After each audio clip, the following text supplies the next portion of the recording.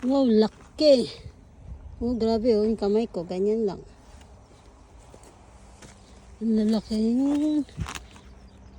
lalaking repolyo. Wow, laki oh. Oh, grabe laki. Yung kamay ko ganyan lang.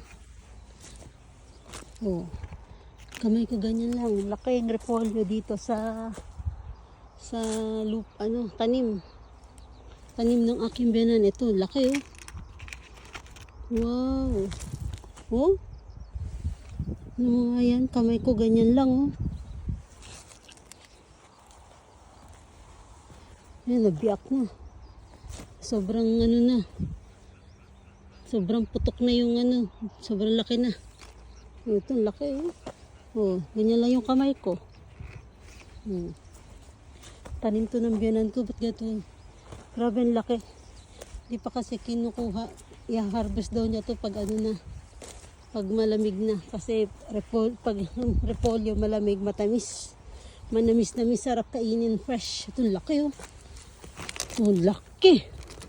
Oh, yung kamay ko ganyan lang. Oh. Grabe. I-harvest ng mga ano na.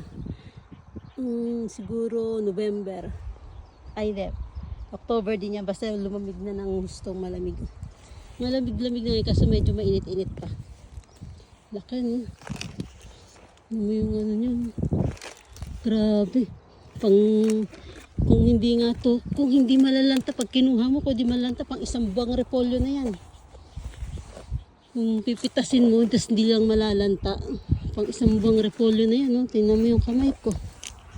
Oh. Ang laki. Super laki. Oh, grabe. Grabe laki. Pang isang buwang repolyo na yan. Pang isang buwang repolyo. Ang bira. Kung pipitasin to na hindi malalanta, pang isang buwang repolyo na to eh. Oh. Grabe.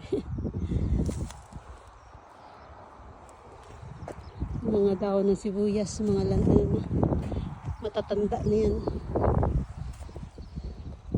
Yan, nagligpit na po kami ng house, taniman ng pakwan at melon. Dahil autumn na.